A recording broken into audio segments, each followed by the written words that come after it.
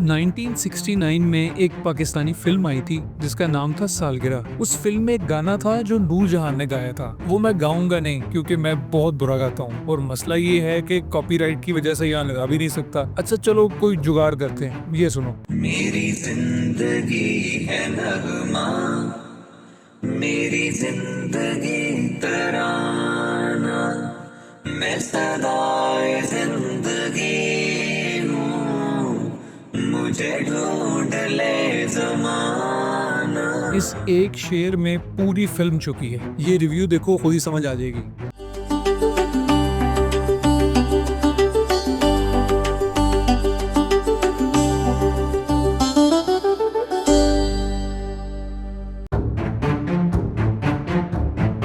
ये world war 2 के time की कहानी है, यानी 1930s और 40s की। उस वक्त की कहानी जब इटली में मसोलिनी और जर्मनी में हिटलर जैसे फाशिस्ट अपने अपने मुल्कों में राज कर रहे थे। ये दोनों फाशिस्ट ज्यूज के खिलाफ थे और इन दोनों मुल्कों में ज्यूज के लिए ना नौकरियां थी, ना इनके बच्चे स्कूल जा सकते थे और जिंदगी की बाकी जरूरतें भी इनसे छीन ली गई थी। फिर वर्ल्ड वॉर 2 शुरू हो गई। इसके बाद तो चुन चुन के ज्यूज को उनके घरों से उनके बीवी बच्चों समेत उठाकर कैद खानों में डाल दिया गया। इन कैद खानों को कंसंट्रेशन कैंप्स कहा जाता था। यहाँ इन कैदियों से सख्त मेहनत करवाई जाती थी और इन पे बहुत ज्यादा जुल्म किया जाता था और आखिर में इन्हें मार दिया जाता था। ये फिल्म इटली में रहने वाले एक जीव की कहानी है जो अपनी फैमिली को फाशिस्ट गवर्नमेंट से बचाने के लिए हर हद तक जाता है। इस कहानी का जबरदस्त इंट्रोडक्शन फिल्म के स्टार्ट में उस जीव शख्स के बेटे ने खुद ही करवा दिया है। मूवी के स्टार्ट में उसका वॉइस ओवर चलता है जिसमें वो कहता है, ये एक सिंपल सी कहानी है मगर इसे बताना इतना आसान नहीं है। एक फेबल की तरह इसमें दुख है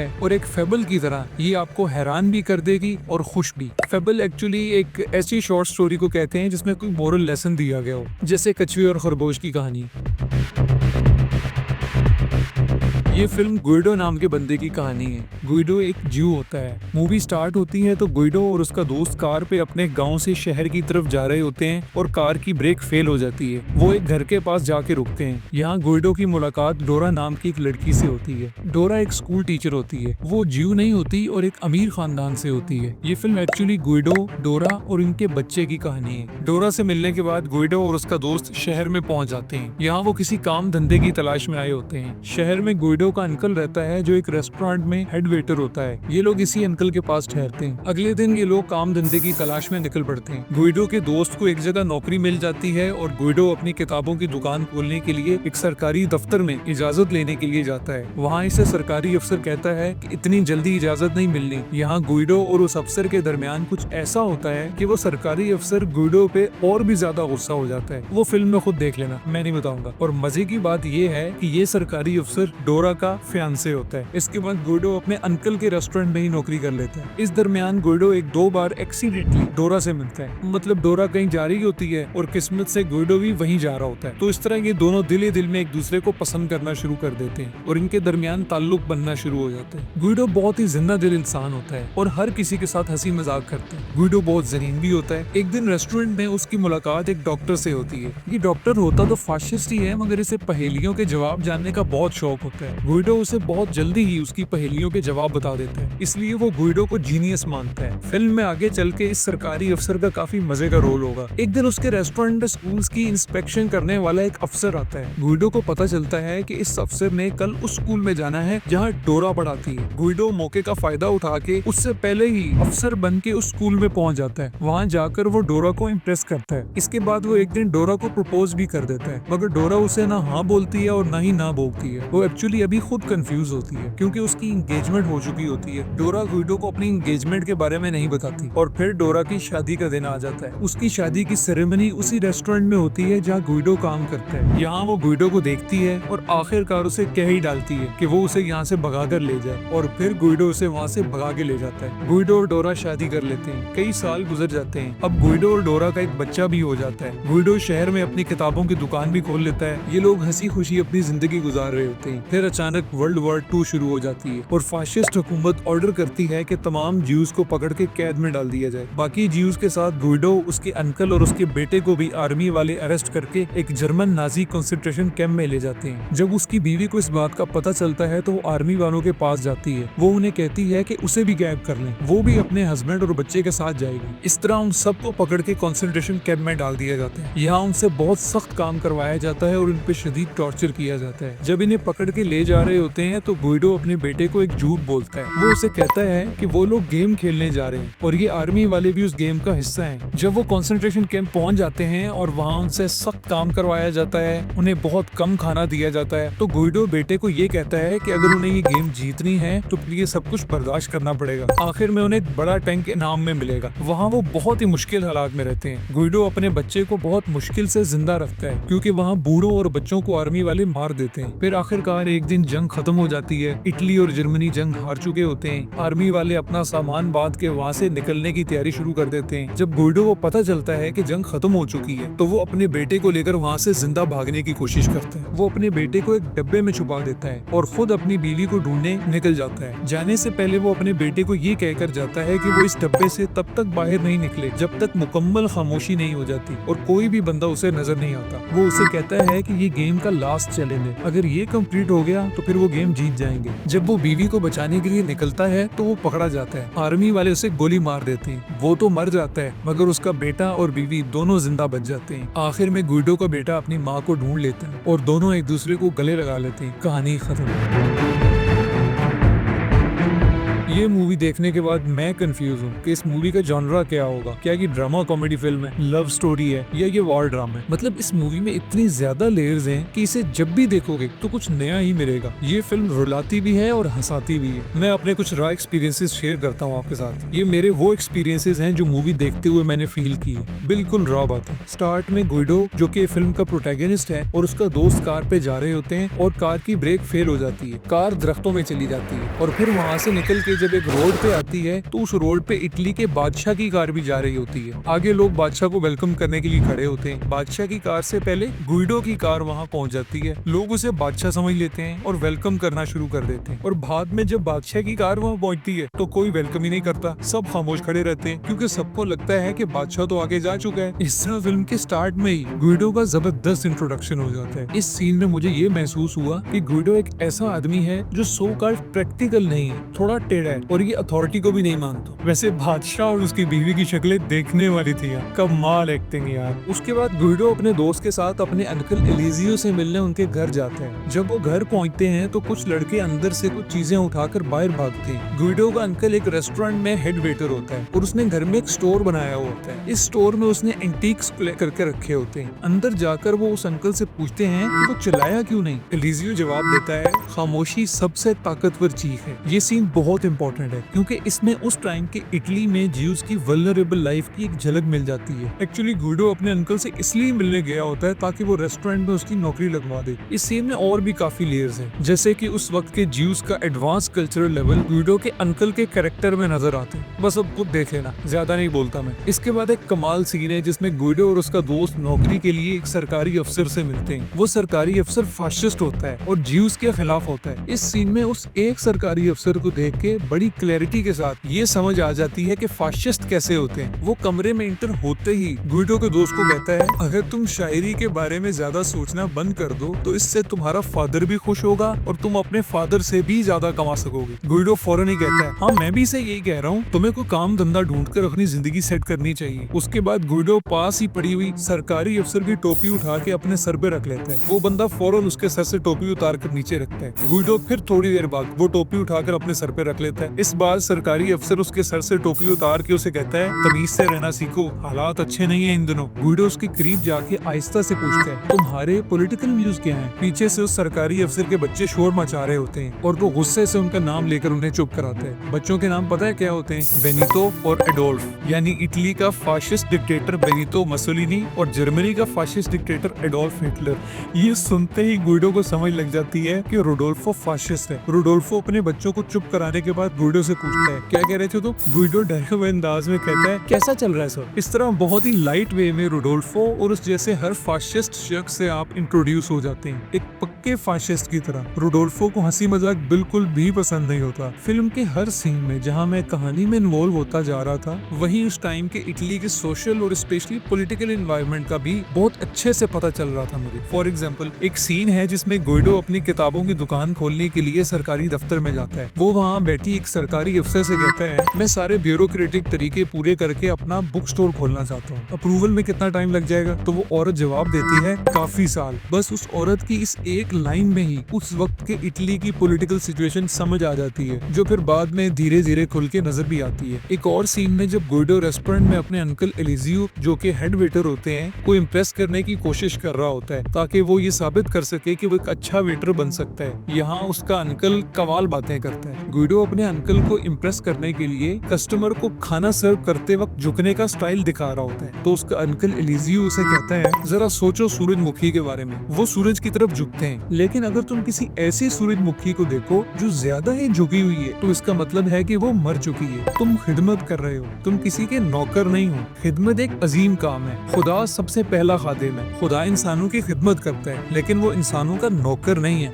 वाह वाह वाह वाह वाह, आउटस्टैंडिंग, कमाल। फिल्म में एक सीन है जिसमें गुइडो स्कूल इंस्पेक्टर बनके डोरा के स्कूल में जाता है। ये फनी सीन है, मगर फनी होने के साथ साथ इसमें कमाल का सार्कज्म भी है। स्कूल इंस्पेक्टर को एक स्पीच देने के लिए बुलाया गया होता है, जिसमें उसने बच्चों को ये बताना होता है कि इटालियंस क्यों सबसे सुपीरियर रेस है। गुइडो एक्चुअली डोरा को इम्प्रेस करने के लिए स्कूल इंस्पेक्टर बन के गया होता है। वो स्कूल इंस्पेक्टर बनने की एक्टिंग कर रहा होता है। यहाँ वो बहुत ही कमाल तरीके से स्पीच करता है। वो अपना कान पकड़ के बच्चों को कहता है, देखो ये कान कितना परफेक्ट है, इसलिए क्योंकि मैं सबसे ताकतवर नस्ल से हूँ। इस तरह वो बहुत ही सादगी और मासूमियत के साथ मजे की बातें करता है। इन सादा और मासूम सी बातों से ये बात सामने आती है कि सब इंसान एक जैसे ही हैं। ये ऊंची और नीची जात का कॉन्सेप्ट एकदम बकवास है। इस सीन में फाशिज्म के खिलाफ बगैर कोई पॉलिटिकल क्रिटिसिज्म किए ही इतना कमाल क्रिटिसिज्म हो जाता है कि शायद फाशिज्म के खिलाफ लिखी गई एक पूरी किताब से भी ज्यादा असर होगा इसका। एक वो सीन कमाल था जिसमें डोरा अपने फियांसे, जिसका नाम रोडोल्फो होता है, के साथ थिएटर देख के बाहर निकलती है। बाहर बारिश हो रही होती है और रोडोल्फो कार लेने जाता है। गुइडो भी वहाँ मौजूद होता है। वो जल्दी से अपने दोस्त की कार लेकर वहाँ पहुँच जाता है। डोरा समझती है कि ये रोडोल्फो की कार है, वो भाग के उसमें बैठ जाती है। इसके बाद बहुत कमाल का कुछ होता है मूवी में,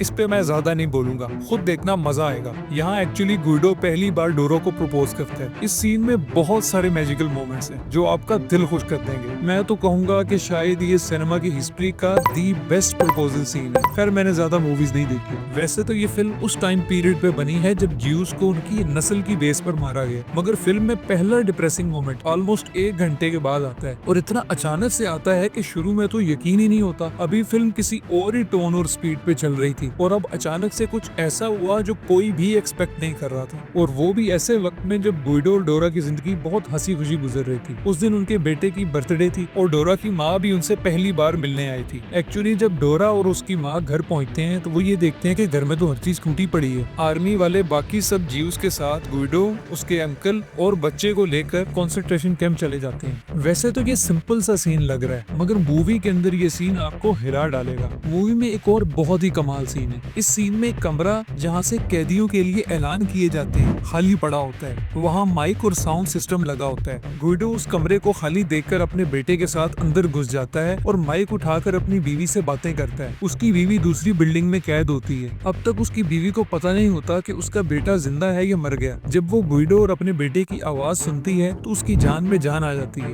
मैंने जब पहली बार ये मूवी देखी तो तब मुझे ये सीन इतना फास्ट नहीं लगा, बल्कि एक्स्ट्रा लगा। ये scene actually the Shawshank Redemption movie के उस सीन जैसा था जिसमें एंडी डोफेन ने दरवाजे को लॉक करके स्पीकर पे बाकी कैदियों के लिए गाना लगा दिया था।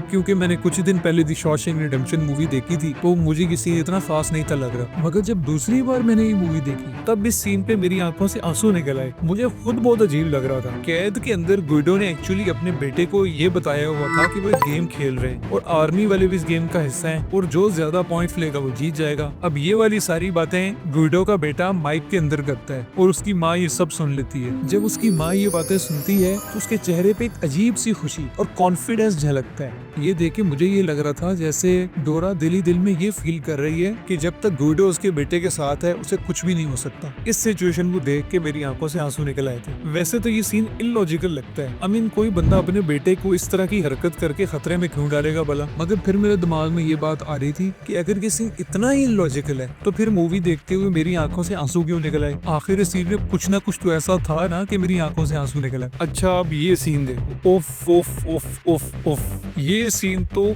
कमाल कमाल कमाल कमाल है। गुइडो लोग जिस कैद में होते हैं वहाँ वही डॉक्टर चेकिंग के लिए आता है जो मूवी के स्टार्ट में गुइडो को रेस्टोरेंट में मिला होता है। याद है आप लोगों को? इस डॉक्टर को पहेलियों का जवाब जानने का बहुत शौक होता है और गुइडो इसकी हर पहेली का जवाब जल्दी से ढूंढ लेता है, इसलिए ये डॉक्टर गुइडो को जीनियस मानता है। कैद में जब उसकी मुलाकात गुइडो से होती है तो मुझे पर्सनली बहुत अच्छा फील हुआ। यूं लगा कि बस अब वो किसी न किसी तरह गुइडो और उसकी फैमिली को बाहर निकलवाएगा। वो गुइडो को आखिरकार थोड़ा बहुत फायदा दिलवा भी देते हैं। वो गुइडो की ड्यूटी आर्मी ऑफिसर्स के मेस में लगवा देता है। यहाँ आखिरकार मौका मिलने पर वो गुइडो से बात करता है। ये मोमेंट था भाई। वो गुइडो को करीब बुलाता है और कहता है कि गौर से सुनना बा। मुझे अब ये नहीं लग रहा था कि गुइडो को भागने का प्लान बताएगा। अब इस मोमेंट में मैं भी बहुत खुश हो रहा हूँ। मगर फिर वो पता है क्या कहता है? वो गुइडो से एक पहेली पूछ लेता है। व्हाट द फक यार, मतलब कोई इतना भी सेल्फिश हो सकता है क्या? और आगे सुनो, पहेली पूछने के बाद वो गुइडो को कहता है कि मेरी मदद करो। ये पहेली मेरे एक वियना में रहने वाले दोस्त ने पूछी है और मुझे इसका जवाब नहीं आ रहा। मैं कई दिनों से सो भी नहीं पा रहा इस चक्कर में। प्लीज मेरी मदद करो यार, मुझे बचाओ इससे। यहाँ गुइडो के एक्सप्रेशंस देखने वाले हैं। उफ कमाल। इस सीन में एक अपेरेंटली नरम दिल फाशिस्ट दिखाया गया है। एक तरफ गुइडो और उसकी फैमिली जिंदगी और मौत की लड़ाई लड़ रहे हैं और दूसरी तरफ उस हरामजादे फाशिस्ट ऑफिसर को अपनी पहेली की पड़ी है और उसका गुइडो से रिलेशन भी कितना सेल्फिश है। ये सीन एक बार फिर हमें ये एहसास दिलाता है कि फाशिस्ट इंसान कैसे होते हैं और उस वक्त जब इनके हाथ में पावर थी तो ये बास्टर्ड्स कितना जुल्म कर रहे होंगे, क्योंकि ये डॉक्टर इन फाशिस्टों में सबसे अच्छा इंसान था और इसकी आप हालत चेक करें। इस सीन में और भी कुछ लेयर्स हैं मगर मैं उन सब पर बात नहीं करूंगा वरना मूवी का मजा खराब हो जाएगा।